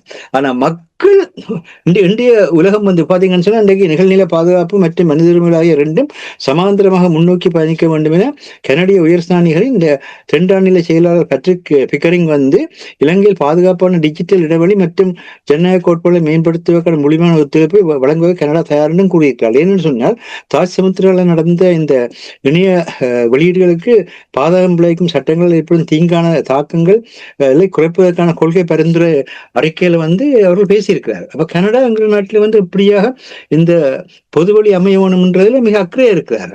அந்த பொதுவழியை விட முக்கியமானது ஊடகம். இந்த பொதுவழியில இருக்கிற சிக்கல் என்னென்றால், யாரும் எதையும் எந்தவித சான்றாதாரம் இல்லா போடலாம். ஊடகத்தில் நாங்கள் அப்படி செய்ய முடியாது. ஊடகத்துல அந்த மாதிரி செய்யலாம். போன முறை கூட நான் போன முறை யார் இஸ்ரேல் அவர்கள் 985ஆம் ஆண்டுல இருந்து 45ஆம் ஆண்டுக்கு இடப்பட்ட காலத்துல அவர்கள் அந்த விதமாக அவர்கள் தங்களுக்குள்ள ஒரு ஒருமைப்பாட்டை ஏற்படுத்துவார்கள் என்பதைத்தான் கதைச்சார். ஆனா ஒருவர் தவறாக விலகி கொண்டு எனக்கு குறிப்பிட்டிருந்தார், என்ன மாஸ்டர் இஸ்ரேல் ரோங்கட். உண்மை எங்களுக்கு தெரியும். நாங்கள் அன்றைக்கும் பலஸ்தீன மக்கள் குரலாத்தான் இருக்கிறோம். அதுல எந்த மாற்றமும் இல்லை. ஆனா இஸ்ரேல் எப்படி முதல்ல தங்களை உருவாக்கினார்கள் என்பது அவர்கள் பல்லாயிரக்கணக்கான ஆண்டுகளாக வரலாற்றை பாரப்படுத்தினார்கள். வரலாற்று 985 வருஷங்கள் தங்களை வரலாற்றை கொண்டு வந்திருக்கிறாங்களே. 985 வருடங்கள் கொண்டு வந்ததால் அந்த இனம் இன்றைக்கும் இருக்குது. எங்களுக்குள்ள வரலாற்றையே 10 பேர் 10 விதமா சொல்றாங்க. இதுதான் பிரச்சனை. ஆனா எல்லாத்துக்கும் மேலால் இருக்கிற பிரச்சனைனா, முதல் நிகழ்கால பிரச்சனைக்கு வாங்க. வரலாறு சரி, இலக்கியம் சரி, சமயம் சரி, அது இருக்கட்டும். ஆனா நிகழ்கால பிரச்சனையில் இன்றைக்கு இளையவர்களுக்கான வேலை வாய்ப்பு, இளையவர்களுக்கான கல்வி, இளையவருக்கான தொழில்நுட்பம், இந்த மூன்றும் இல்லை என்று சொன்னால் இளைய சமுதாயம் வாழ முடியாது. இந்த மூன்றுக்குள்ள தான் நீங்கள் சிங்களருக்கும் தமிழருக்கும் முஸ்லீம்களுக்கும் மலையாள மக்களுக்கும் இணைப்பை கூட இதெல்லாம் ஏற்படுத்த முடியும். இது அரசியலுக்கு அப்பாற்பட்ட விஷயம். இது மனிதத்தோட சம்பந்தமான விஷயம், மனித உரிமையோட சம்பந்தமான விஷயம். இதுக்கெல்லாம் நாங்கள் செய்ய முடியும். அதுக்காக தான் அந்த ஒரு பாடத்திட்டம், ஊடகத்துல ஒரு கொள்கை இருக்க வேணும். ஒரு கொள்கையை வச்சுக்கொண்டு நீங்கள் பேர்ந்து என்ன பல அணுகுமுறையாக அணுகுங்க. மற்றது இந்த பேரரசர் சிவதம்பி அடிக்கடி சொல்லுவார் என்னென்றால், இந்த விமர்சனம் என்று சொல்றது ஒரு ஒன்றை நேர்படுத்துறதுக்காகத்தான் விமர்சனம் செய்யப்பட வேண்டுமே தவிர, இருக்கிற ஒன்றை மேலும் பலவீனப்படுத்துறதுக்காக செய்யக்கூடாது. அப்படி செய்தோம் என்றால் நிலைமை மோசமாகும். எல்லா இடத்திலும் உயர்ந்தோர் மாட்டு உலகன்னு தொல்காப்பியமே சொல்லிக்குது. இதெல்லாம் திருப்பி திருப்பி சொல்றான், பயன் இல்லை. ஆனா ஒரு விஷயத்துல தெளிவா இருக்கணும் என்னன்னு சொன்னா, இப்பொழுது இளையவர்கள் சரியான முறையில செயற்படுறார்கள். இன்னைக்கு பொதுவா எங்கட இந்த இலக்கிய சிந்தனையில கூட சில அமைப்புகளை நாங்கள் சுட்டிக்காட்டி சொல்லிக்கல, அந்த அமைப்புகளுக்கு எதிராக நாங்க பேசுறோம்ன்ற மாதிரி கூறுவார். இன்றைக்கு அந்த அமைப்புகள் சரியானதை செய்யல, அதே அமைப்புகள் நாங்களே பாராட்டுறோம். இன்றைக்கு அதே அமைப்புகளே பாருங்க. இன்றைக்கு அரசு இப்ப நேரடியாகவே சொன்னார், டிசிசியின் இளையோர் அமைப்புகளும் இதே மாதிரியாக தொடர்ந்து போராட வேண்டும் என்று. அப்ப நாங்க யாருக்குமே எதிரில்லை, யாருக்குமே பகைமை இல்லை. ஊடகத்தில் நாங்க யாரையும் பகைக்க முடியாது. ஊடகம் என்பது எல்லா ஈழத்தமிழர்களுக்கு மட்டுமில்லை, எல்லா மனிதர்களுக்குமான ஊடகமும் கூட. ஒருவருக்கு நாங்கள் மனிதத்துக்கு எதிராக செயற்பட முடியாது ஊடகத்தில். அப்படி நாங்கள் மனிதத்துக்கு எதிராக ஊடகத்தில் செயற்படுவோமா இருந்தால் நாங்கள் ஊடகங்களால் இருக்க முடியாது. வீட்டை படுத்துற வேணும். அடுத்து அரசியல் கட்சியை நடத்தி கொண்டு போய் அரசியல் கட்சிகள் நிற்க வேணும். இல்லை ஒரு அமைப்பையோ இல்லை இயக்கத்தையோ நடத்தி கொண்டு போய் அதுக்குள்ள நிற்க வேண்டும். நீங்க ஊடகவியலாளர்னு சொல்லி நீங்கள் ஊடகவியலாளர் தன்மையும் கல்வியின தன்மையும், கல்வியும் ஊடகம் அரசியல் அல்ல. கல்வியும் ஊடகம் மக்களை உருவாக்குற ரெண்டு சக்தி அளிக்கிற தளங்கள். அது உண்மையை சொல்லி அது உள்ளதை உள்ளபடி சொல்லி குறைய நிறைவாக்குற தன்மைக்குள்ள கொண்டு போனாதான். குறை என்பது நிறைவாக்கத்துக்குத்தான். நாங்க யாரையுமே இழுத்து விளக்க இல்லை. நீங்க சொல்றத கேளுங்க, லிசன் பண்ணுங்க. முதல்ல சும்மா எடுத்த வாக்குல தூக்கி எறியாதீங்க. எல்லாத்திலும் இப்ப 2 தீர்மானங்கள் முன்வைக்கப்பட்டதுன்னா 2 தீர்மானங்கள் ஏன் முன்வைக்கப்பட்டன, அதுல தன்மை என்ன, நேர பேசுங்க. அந்த விஷயத்துல நான் கஜேந்திரன் செல்வராஜ் அவர்களையும் பாராட்ட வேண்டி இருக்குது. ஆனா சில பேர் சொல்றாரு குழப்ப போயிட்டாருன்னு சொல்றாரு. அப்படி அல்ல. நீங்கள் எந்த இடத்துல நேர போக தொடங்கினீர்களா இருந்தால் குழப்பம் பெறட்டும், கட்டாயம் மோதலும் பெறட்டும், அடிபடியும் பெறட்டும், பிரச்சனை இல்லை. நாங்க ஒருவரை நிற்கணும்டா முக்கியமான விடயம். நன்றி மாஸ்டர். நீங்கள் கூறுவது போல் ஊடகத்தினுடைய பொறுப்பு சரியாக செய்யும் பொழுது அதை நாங்கள் வரவேற்று அது சரியாக செய்திருக்கிறார்கள் என்று தட்டி கொடுப்பதுதான் எங்களுடைய பொறுப்பு. அதே போல் தவறான பாதையில் செல்லும் பொழுது அதை சுட்டி காட்டுவது நாங்கள் தயங்க மாட்டோம் என்றதையும் நாங்கள் இந்த நேரத்தில் கூறித்தான் ஆக வேண்டும். சரி, நாங்கள் நிகழ்ச்சி என்று கொண்டு போன்றோம். அரசவர்களே, மீண்டும் ஒரு முறை இந்த புதிய பயங்கரவாத சட்டம் தொடர்பாக உங்களிடம் கேட்க விரும்புகிறேன். என்னவென்றால் அது மக்களுடைய பார்வைக்கு முன்வைக்கப்பட்டிருக்கின்ற என்று கூறுகிறார்கள். ஏதாவது மக்களுடைய கருத்துக்கள் இருந்தால் அதை தாங்கள் பரிசீலிப்பதற்கு தயாராக இருக்கிறோம் என்று கூறுகிறார். இந்த நேரத்தில் தமிழர் தரப்பு, குறிப்பாக இந்த புத்திஜீவிகள் இது தொடர்பாக உன்னிப்பாக அவதானித்து இதனுடைய நுணுக்கங்களை தெரியப்படுத்துவது எவ்வளவு முக்கியம் என்று நம்புவீர்கள்? அவர்கள் இதில் பங்கெடுக்க வேண்டும் என்று. உண்மைதான். புத்திஜீவிகள் பல இடங்களில் துணிச்சலாக குரல் கொடுக்க வேண்டும். சிங்கப்பூர் பல்கலைக்கழகத்தில் இருக்கிற ரோஹான் குணரத்னா, அதாவது தமிழர்களுக்கு எதிரான சக்திகளை நீங்கள் பாருங்கள். அது தமிழர்கள் தரப்பால இருக்கிற தமிழர்களுக்கு எதிரான சக்திகளையும் பாருங்கள். துணிச்சலாக ஒவ்வொரு ஊடகங்களிலும் ஒவ்வொன்றிலும் அவர்கள் கருத்தை கூறுகிறார்கள். அவர்கள் இந்த கருத்தை முதன்மைப்படுத்துகிறார்கள். அதை கொண்டு எங்களை பயங்கரவாதிகளாக்குகிறார்கள், பயங்கரவாதம் செய்பவர்களை நல்லவர்களாக்குகிறார். அது ஏன் என்று சொன்னால் நாங்கள் எங்கள் தரப்பிலிருந்து குரல்கள் வெளிவராதுதான் அதற்குரிய காரணம். இப்போது இந்த பயங்கரவாத தடுப்பு சட்டத்தை நீக்க வேண்டும் என்று கோரி கையெழுத்து போராட்டம் ஆரம்பித்திருக்கிறார்கள். அது ஒரு நல்ல விடயம். அதை எல்லோரும் அதில் கையெழுத்து வைக்க வேண்டும். கடந்த வாரம் இங்கு பேசியிருந்தோம். இந்த பிரதேச சபைகளில் தீர்மானம் இயற்றியிருக்கிறார்கள். என்னென்று சொன்னால் நாங்கள் வெல்கிறோம் தோற்கிறோம் என்று இல்லை. வரலாற்று நாங்கள் இதை செய்தோம், முயன்று தோத்தோம், அவ்வளவுதான். நாங்கள் முயற்சியை எடுக்கவில்லை என்றால் உங்களுக்கு அதுக்கும் தேவையில்லை என்றால் சொல்றார்கள். ஒருவர் முயன்று இருக்கிறார்கள் என்றால் அவங்களுக்கு அது தேவையாக இருக்கிறது என்றது ஒன்று அங்கு பதியப்படும். அதே போலதான் இதை நாங்கள் முழுமையாக எதிர்க்க வேண்டும் என்றால் இதில் அடிமட்டத்தில் இருந்து உயர்மட்டம் வரையிடும் புத்திஜீவிகளாக இருந்தாலும் சரி, அவர்கள் இது தொடர்பாக தங்களுடைய நிபுணத்துவத்தை இதில் சொல்ல வேண்டும். இந்த பல நாடு, இப்ப ஐக்கிய மாஸ்டர் கூறியது போல ஐக்கிய நாடு சபையின் மனித உரிமைகள் ஆணைக்குழுவின் ஆணையாளர் கூறியிருக்கிறார் என்று சொன்னால் அவருடைய கருத்துக்கு வலு சேர்க்க எங்களிடமிருந்தும் குரல்கள் வேண்டும். அவருக்கு என்ன, நாங்கள் மாமன் அமைச்சானா அவரே கூறுகிறார் என்று சொல்லும் போது இது உங்களுக்கான பிரச்சனை. அந்த 79ஆம் ஆண்டிலிருந்து கொண்டு வரப்பட்ட அந்த சட்டத்தின் மூலம் எத்தனையோ உயிர்கள் போனன, எத்தனையோ பேற்ற வாழ்க்கை அழிந்தது, எத்தனையோ உடைமைகள் அழிந்தன, எத்தனையோ குடும்பங்கள் கூட அழிந்து நாசமாக்கப்பட்டது. அவ்வளவு இரத்த களரியாக இருக்கின்ற அந்த சட்டத்தை நீக்குவதற்கு உண்மையில் குரல் கொடுக்க வேண்டும். உண்மை, நீங்கள் முன்னர் கூறியது எனக்கு யோசனையில் வந்து கொண்டிருக்கிறது. அதாவது 1,46,000 மேற்பட்ட மக்களை கொன்றார்கள். அதில் ஒரு அப்பாவி மக்களையும் கொல்லவில்லை என்று சொன்னார்கள், அதுக்கு மன்னிப்பு கூட கேட்கவில்லை என்று சொன்னார்கள். இவ்வளவு சிங்கள புத்திஜீவிகள் இருக்கிறார்கள், அவர்களால் கூட தன்னும் ஒரு மன்னிப்பு கேட்க முடியவில்லை என்றால் இதுதான் இப்பொழுது இருக்கின்ற நிலைமை என்று. இல்ல, என்னன்னு சொன்னால் கடந்த வாரம் இலங்கைக்கு சென்றிருந்த பிரித்தானியாவின் பிரதமர் டேவிட் லெம்மியுடனான சந்திப்பின் பொழுது அனுரகுமார திசாநாயக்கா இனங்களுக்கு இடையிலான ஒற்றுமையை வலுப்படுத்த அரசாங்கம் நடவடிக்கை எடுத்து வருவதாக எடுத்து கூறியிருக்கிறார்.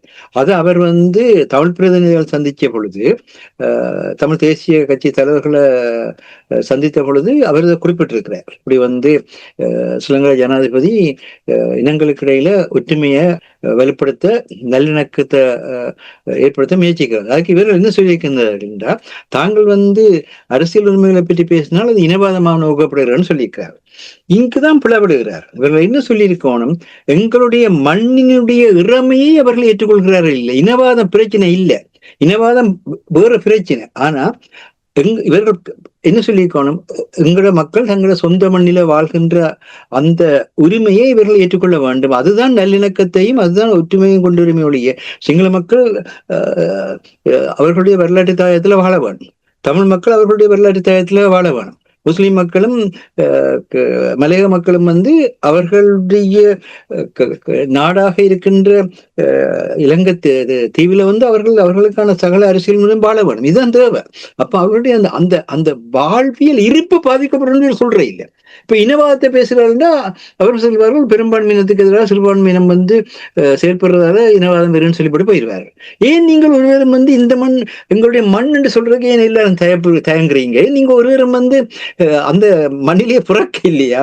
நாங்கள் எங்களோட அப்பறம் இதெல்லாம் பிறந்தவர், ஆட்சியும் பிறந்தவர், தாத்தாவும் பிறந்தவர், கூட்டனும் பிறந்தவர்னு சொல்றதுக்கு ஏன் தயங்குறீங்க? அது மக்கள் இரவு மக்களை விட்டு பிரிக்க முடியாதுன்ற உங்களுக்கு தெரியாது. அப்படி தெரியாதுன்றா இது சொல்லுது. அதாவது 157 ஆனா பிரிவு சொல்லுதான். அதாவது நாட்டுக்குள்ள இன்னொரு அரசை உருவாக்கினால் குற்றம் என்று சொல்லுது. சரி, நாங்கள் இன்னொரு அரசை உருவாக்க இல்லையே. இப்ப நாங்கள் எங்களோட மண்ணில இருந்த அரசு திரும்ப நாங்கள் அந்த அரசு தன்மையில வாழ்றோம், நீங்களும் உங்களோட அரசு தன்மையிடம் வாழுங்கள், எப்படி வாழலாம்னு யோசிக்கலாம் தானே சொல்றோம். தமிழ விடுதலை புலியும் ஒரு காலம் எங்களோட பகுதியை தனிநாடாக பிரகடனப்படுத்த இல்லையே. அப்போ அவர்களுக்கு அந்த அந்த அந்த அந்த வலிமை இருந்த நேரத்தில் ஏன் அவர்கள் பிரகடனப்படுத்த இல்லை? அதை சிந்திச்சு பார்க்க வேணாமா?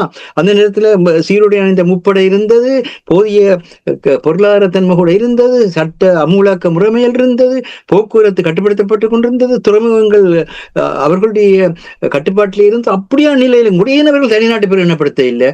ஏன் என்று சொன்னால் மக்களும் ஒருத்தர் ஏற்றுக்கொண்டால்தான், மக்கள் தங்களுக்குள்ள இந்த புரிதலுக்குள்ள வந்தால்தான், அதாவது தமிழர்கள் யாழ்ப்பாண வன்னி அரசு பகுதியில காலாதி காலமாக வாழ்ந்து கொண்டிருக்கிறார்கள். எங்களுக்கு இலங்கை முழுக்க இறமை இருக்கு, அது வேற பிரச்சனை. ஆனா வாழ்ந்து கொண்டிருக்கின்றார்கள். அதே மாதிரி நாங்களும் வாழ்ந்து கொண்டிருக்கிறோம். அந்த ஏன் இவர்கள் நிலம் சம்பந்தமான விஷயத்தை பேசுகிறார்களே இல்லை? அது என்ன வகையில சட்டத்துக்கு எதிராக வரும் என்று அதுல சொல்லப்படுது. இப்ப அதுக்காக தான் நான் திருப்பி அதற்கும் இப்ப நீங்கள் கூறினதுக்கும் ஏதாவது தொடர்பு, அரசு தன்மையோடு வாழ்வதற்கிடம் அழியுங்கள் என்று நீங்கள் கூறுவதற்கும் எங்களுடைய மண்ணில் என்று சொல்லி நீங்கள் அதை கூறுவது அவர்கள் இதை புரிந்திருக்கிறார்கள் என்று நீங்கள் நம்புகிறீர்கள்? இல்ல, என்ன பிரச்சனைண்டா, இலங்கை குடியரசில் இறமை மக்களுக்குரியதாகவும் பாராதீனப்படுத்த முடியாததாகவும் இருக்கும். இறமை என்பது ஆட்சி தத்துவங்கள், அடிப்படை உரிமைகள், வாக்குரிமை ஆகியவற்றை கொண்டாக்கும். இதான் இலங்கை அரசியலமைப்பு 3வது பிரிவு. அப்ப நீங்கள் இலங்கை மக்கள் நீங்க சொல்றீங்க, ஸ்ரீலங்கா தான் நீங்கள் இலங்கை மக்கள் சொல்லுது. அப்ப இலங்கை மக்கள் சொன்னால் இலங்கை அந்த அந்த அந்த எங்களுக்குரிய அந்த பாரதீனப்படுத்த முடியாத இறமை இருக்கா இல்லையா? நீங்க சொல்லுங்க. இந்த வசனத்தை வச்சுக்கொண்டு இலங்கை குடியரசில் இறமை மக்களுக்குரியதாகவும் பாரதீனப்படுத்த முடியாதாகவும் இருக்கும். இறமை என்பது ஆட்சி தத்துவங்கள், அடிப்படை உரிமைகள், வாக்குரிமை ஆகியவற்றை உண்டாக்கும். அப்ப எங்களுக்கு இறமை இருக்குன்றது அவங்க ஏற்றுக்கொள்றாங்க. நீதிமன்றத்துல கூட பிரிஞ்சு போகாத நிலையில தன்னாட்சியை கேட்கலாம்னு சொன்ன அடிப்படையிலாம் இப்ப இந்த கூட்டாட்சி என்ன தன்னாட்சி அடிப்படையில கூட்டாட்சி என்ற இந்த கருத்து முன்வைக்கப்படுகிறது. அதாவது பிரிஞ்சு போறதுக்கு இல்ல தன்னாட்சி. தன்னாட்சின்றது பாதுகாப்பான அமைதியான வளர்ச்சியை ஏற்படுத்துறதுக்கு தான் தன்னாட்சி. அதை இவர்கள் தர வேண்டும் என்று நாங்கள் அரசு அமைச்சு கொள்றதுதான் உள்ளக தன்னாட்சி உரிமை. அந்த உள்ளக தன்னாட்சி உரிமையை இவர்கள் செயற்படுத்தாவிட்டால், பாதுகாப்பு அமைதியை வளர்ச்சியை செயற்படுத்தாவிட்டால், நான் உலகத்தினுடைய குடியாகவும் இருக்கிறேன். இலங்கை உலகத்திலே இருக்குது, இலங்கை ஆகாயத்தில் இருக்கேன், உலகத்திலே இருக்குது. அதாவது உலகத்துல குடியில இருக்கின்ற முறையில வெளிய தன்னாட்சி உரிமையை பயன்படுத்தி எங்களுக்கான அந்த பாதுகாப்பு அமைதியை வளர்ச்சியை தாருங்கன்னு தான் கேட்கிறோம். இது நாங்கள் அந்நியர் இல்லை, அங்க இருக்கிறார்.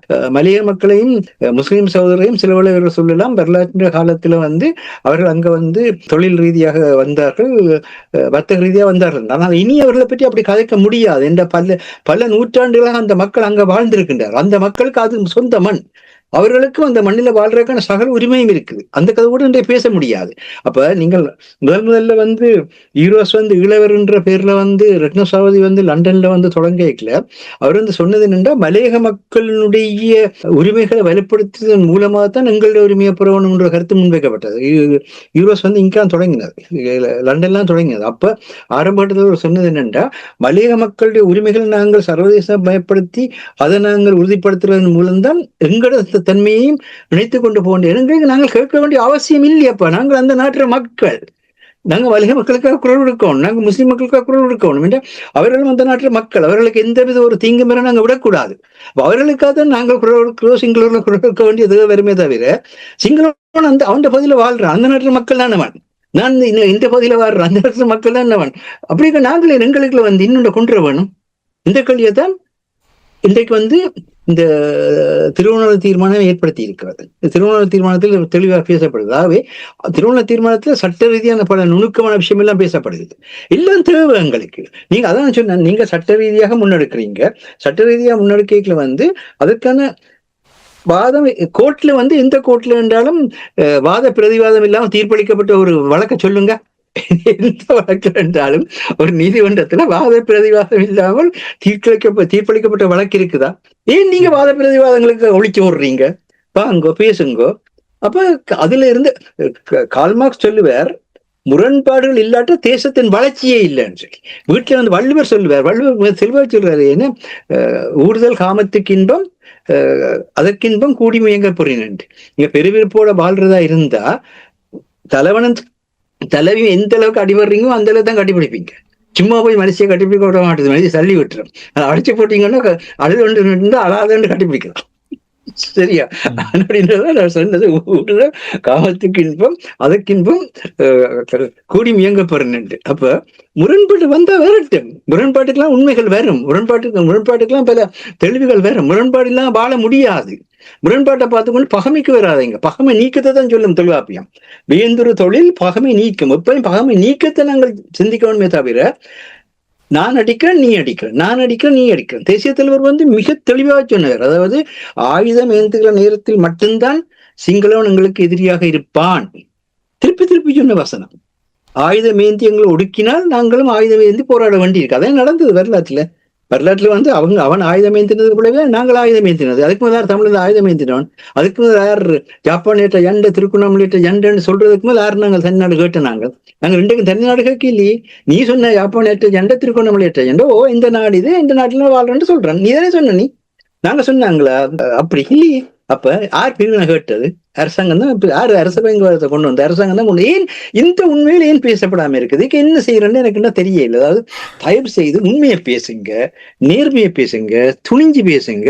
அந்த பின்னணியில தான் வரலாறு கட்டமைக்க. நன்றி மாஸ்டர். நினைக்கிறோம் இந்த விடயங்களை சரங்களாக ஒரு பக்கத்தில் எழுதி அவர்களுக்கு கொடுத்தால் சில வழிகளில் அவர்களை மறந்துடுங்கள், இளையவர்களையே பலப்படுத்தி கொண்டு வாங்க. இந்த ஜேசுனா சொல்லி மரம் சரிஞ்சுன்னு சொன்னா சரிஞ்சு பக்கம் தான் போடும். நீங்க எப்படித்தான் முண்டு கொடுத்தாலும் தற்காலிகமா முண்டு கொடுத்து நிறுத்த முடியுமே தவிர வேற சீக்கிரம் என்ற கெமிஸ்ட்ரியில வழியா தெரியும். கெமிஸ்ட்ரியில ரியாக்ஷன் நடந்து ஒரு புதிய ஒரு தன்மை வந்ததுன்றா நீங்க கடைசி மட்டும் பழையதை கொண்டு போகலாம். என்ன ஓமா இல்லையா? புதியதை நீங்க பழைய நிலையை கொண்டு போக முடியாது. புதியதை பழைய நிலையை கொண்டு வர நாங்க செய்யற பிரச்சனை. இந்த 2000 வருஷத்துக்கு முதல் இருந்த திருக்குறள் தூக்கி பிடிச்ச ஒரு பிரயோசனம் இல்லை. ஆனா திருக்குறள் சொல்லப்பட்ட உன்னதமான கருத்துக்கள் இன்றைய மனித வாழ்க்கையில நாங்க எங்களுக்கு அப்படி பயன்படுதுன்னு சொன்னாதான் சரி. நச்செய்தி இயேசுனார் வாழ்ந்த 2000 வருஷம். இன்னைக்கு மேற்குலகத்துல இயேசுனார் 2000 வருஷம் சொன்னார், ஆனவடியா சொல்லுன்னு சொல்ல மாட்டாங்க. அதுல இருந்து வர நல்லதால பேசுங்க. பகவத்கீதை சொல்லப்பட்டு 4000 5000 வருஷம். இது என்ன பிரச்சனைன்னு சொன்னா, நாங்கள் செயற்படுற இல்ல, செயற்படாம இருக்க என்ன வழி? வாயால சண்டை பிடிச்சா செயற்பட மாட்டீங்க. உன்னில ஃபுல்லா எண்ணில ஃபுல்லா உன்னில ஃபுல்லா எண்ணில ஃபுல்லா அதுல சரி இதுல சரி அதுல சரி இதுல சரி, நேரம் போயிடும், உங்களுக்கு வயசும் போயிடும். வயசு போயிட்டு வீட்டுக்குள்ள படுக்கலாம். உண்மைதான். அந்த மாற்றத்தை இவர்கள் ஏற்படுத்த வேண்டும். அந்த மக்களுடைய விடுதலைக்கு மனசுத்தியோடு செயற்பட வேண்டும் என்று இந்த நேரத்தில் கேட்டுக்கொண்டு இன்றைய இலக்கின் சிந்தனை நிகழ்ச்சியை நாங்கள் இத்தோடு நிறைவு கொண்டிருவோம். நிகழ்ச்சியில் பங்கெடுத்த தமிழறிஞர் மூத்த ஆய்வாளர் ஃபெட்டிமார் மாஸ்டர் அவர்களுக்கும் பொறியியல் ஆய்வாளர் அரசு அவர்களுக்கும் நன்றி கூறி தனாஞானி இந்த நிகழ்ச்சியை நிறைவு கொண்டு வருகின்றேன். நன்றி வணக்கம் மாஸ்டர் அவர்களே. நன்றி வணக்கம் அரசு அவர்களே. நன்றி வணக்கம். எமது பார்வையாளர்களுக்கு வணக்கம். மக்களின் குரலாய் ஓங்கி ஒலிக்கும் இலக்கு மின்னிதழ் மற்றும் உயிரோடை தமிழ் வானொலி ஆகிய இவ்விரு ஊடகங்களும் உங்களைப் போன்ற எமது நேயர்கள் நண்பர்களின் ஆதரவிலேயே இயங்கி வருகின்றன. மிக குறைந்த வளங்களுடன் பல இடர்கள் மற்றும் தடைகளை தாண்டி பயணிக்கும் எமது ஊடகங்களின் பணிகள் மேலும் வளர உங்களால் முடிந்த நிதியுதவியை வழங்கி இன்னும் காத்திரமான செயற்பாடுகளை முன்னெடுக்க உதவுமாறு மிகவும் பணிவன்புடன் வேண்டி நிற்கின்றோம். உங்கள் பங்களிப்பு உங்களின் உரிமை குரலாய் ஓங்கி ஒலிக்கும். நன்றி.